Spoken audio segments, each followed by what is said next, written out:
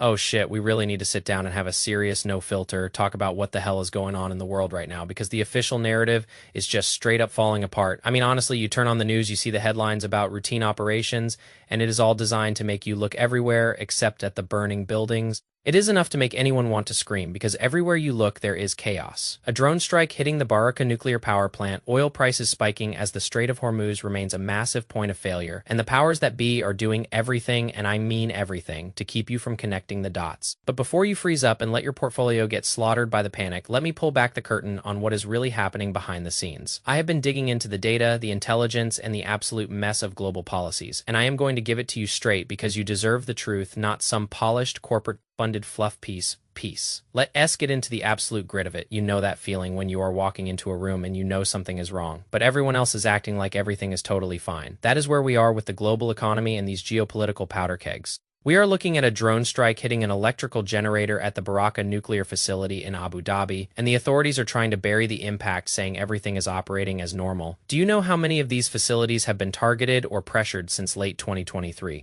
It's a pattern, man. The global energy infrastructure is being tested to the point of failure, and the mainstream media is too busy showing you memes of politicians or talking about future trade boards to even mention the real danger to the global supply chain. This is what I call a weapon of mass distraction. You have the leadership in this country actively trying to distract you from the fact that we are in a war that they told us was finished.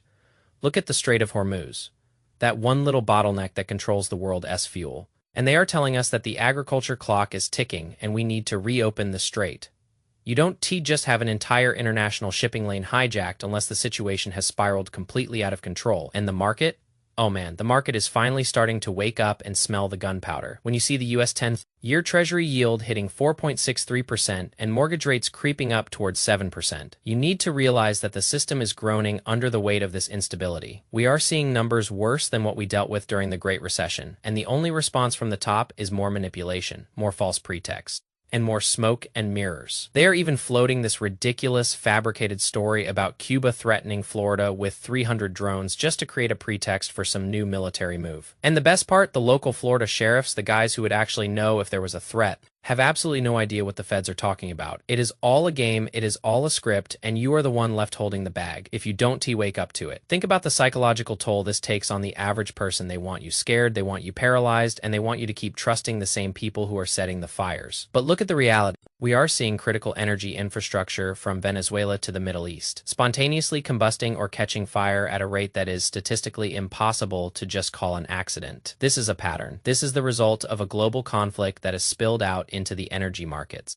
And that is going to hit your wallet harder than anything else. You have to realize that this volatility is the price of admission for living in this era. And if you can handle the swing, you shouldn't. Be in the game without a shield. I have been telling you over and over, stop looking at the shiny objects, stop looking at the memes, and start looking at the logistics. Look at where the capital is flowing. Look at how the interest rates are being manipulated to keep the illusion of stability alive while the debt to GDP ratio continues to balloon out of control. We have trillions of dollars in debt that is never going to be paid back, and the interest payments alone are sucking the lifeblood out of the economy. It is like trying to run a marathon while carrying a lead-filled bag of rocks on your back. Eventually, the weight is going to break the structure. I am looking at these moves in Iran, the pressure being put on the Gulf allies to deepen their involvement, and I am seeing a calculated effort to force a conflict that they think they can control. But history tells us that conflicts rarely go the way the strategists think they will. So, what do? You build your defense, you stop over, leveraging yourself on companies that depend on this unstable, government-manipulated system. You get into real tangible assets that don't care about a press release from the White House or a Board of Trade announcement. I am personally keeping my eyes on my long-term positions, and I'm not letting the daily noise, the political posturing, the threats of invasions that don't exist, the fake news about deals, scare me out of my conviction. When you see the U.S. attempting to create a Board of Trade to manipulate the markets because their initial plans failed, you know the desperation is at an all-time high. They are trying to put a bandage on a gunshot wound, and it's not going to hold. We are witnessing the unraveling of a post-war consensus that has held for decades, and it's happening in real time. The fact that major energy incidents are becoming a regular occurrence should tell you everything you need to know about how fragile the global supply chain really is. And don't even get me started on the hypocrisy. They put a blockade on a nation nation like Cuba, starving their people. But they let Russian ships break through because the geopolitical calculus is more important than the human cost. It is ugly, it is ruthless, and it is the world we are living in right now. You have to be smarter than the headlines. You have to look at the regional media, the international reports, and the intelligence on the ground, not just the talking points fed to you by the regime's favorite media outlets. I am telling you this because I want you to be the one who stands tall when the dust finally settles. It is not about being a doomsday prepper, it is about being a realist. It is about understanding that when the arsonist is in the White House, you don't trust them with your insurance policy. You make sure you have your own, so stay sharp, keep your head on a swivel, and don't let the fearmongers take your conviction. I am here to make sure you have the tools to survive and thrive no matter how bad the headlines get. It's a long, bumpy road ahead, but we re-walking it with a plan. And that makes all the difference in the world. We're going to keep digging into the macros, the real numbers, and the strategies that actually matter for your financial survival.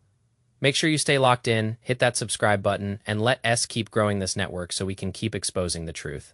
Take care of yourselves, stay disciplined, and I will catch you in the next one. You know, looking back at where we were just a few months ago, the shift is staggering. We went from talking about potential growth to talking about potential collapse. All while the people in power pretend that everything is just a short-term hiccup. But when you look at the 30-year Treasury yield sitting at over 5%, you know that the big money is pricing in something much worse than a hiccup. They are pricing in a systemic failure, and that's exactly why the moves I've been talking about, loading up on real assets, diversifying out of the dollar-denominated mess, and staying out of the reach of the central bank's levers, are not just suggestions anymore. They are necessities. The consumer is getting crushed, the middle class is being evaporated by inflation that nobody is actually fighting, and the AI hype train is just a distraction from the fact that we aren't producing the basics we need to keep the lights on.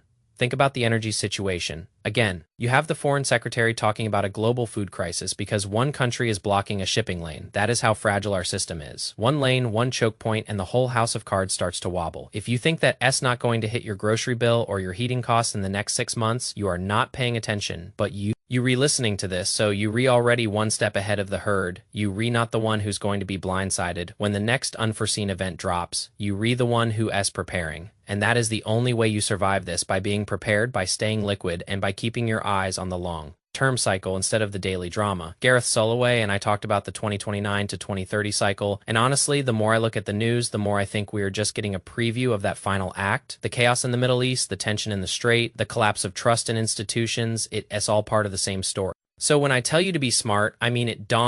Follow the crowd into the meat grinder. Build your own fortress, brick by brick, asset by asset. Be the one waiting for the government to save you, because they are the ones who put you in this position in the first place. It's a tough message. I know. It's not the happy Monday talk you get from the mainstream guys, but I am not here to make you feel comfortable. I am here to make you feel prepared. Because at the end of the day, your future is in your hands, not the hands of some politician in Washington or a bureaucrat in Geneva. Let's keep stacking. Let's keep learning. And let us stay ahead of the game. Peace.